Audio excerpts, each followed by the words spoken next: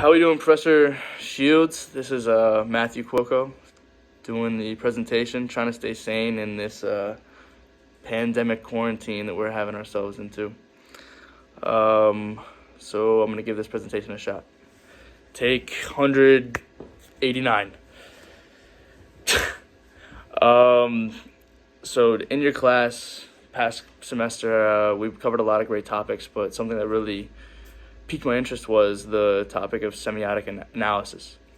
And it's funny that when we were covering it, what we were doing was so introductory that we really didn't even cover that much. And as I picked it for my topic and started doing some digging, that I realized that we only really scratched the surface, and that it covers non-communicative stuff. It affects the textual stuff. It goes way deeper than I really thought it did. Than more than just the stop signs and the crosses and the yellow ribbons and stuff like that. So yeah, I just thought that was really interesting. Just to start that off. Semiotics is the study of signs and symbols and how we as people interpret them. And what's so interesting is that we use semiotics every day between one person or another. And what's crazy about it is that we don't even really know that we do it. It's so ingrained in the way that we speak and communicate with one another that it's not really focused on. Semiotics is broken down basically into two categories, the signifier and the signified. And the signified is the symbol or the meaning of the object and what it entails, whereas the signifier is the actual object that is being represented. When using them and interpreting them, there are three basic steps that we do. One being the perception stage, and we become aware of this object and we realize that it's there. And then two being the manipulation stage.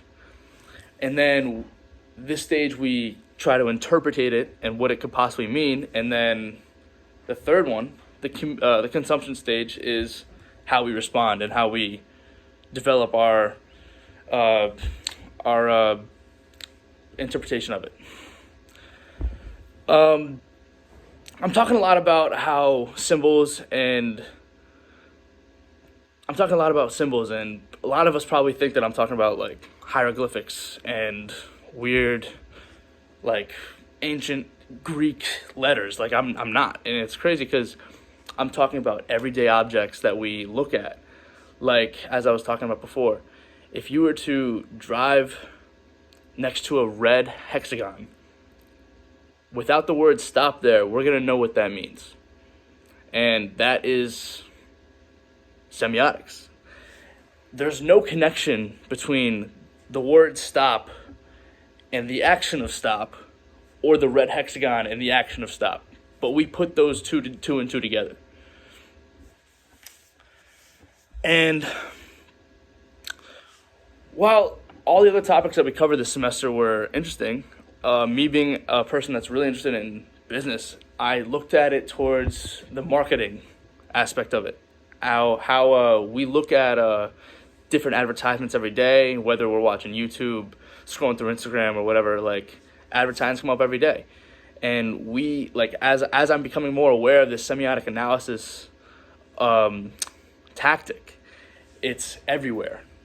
We're seeing rappers, we're seeing famous people use these objects, and we're thinking, oh, we need to get this to acclaim that status. And it's crazy because it's used every day. And while a lot of us probably didn't even know about it, it's so apparent and it's so blatant in a lot of our day-to-day lives that it's just so it's all around. So thanks again. Hopefully that was a good presentation, and stay safe.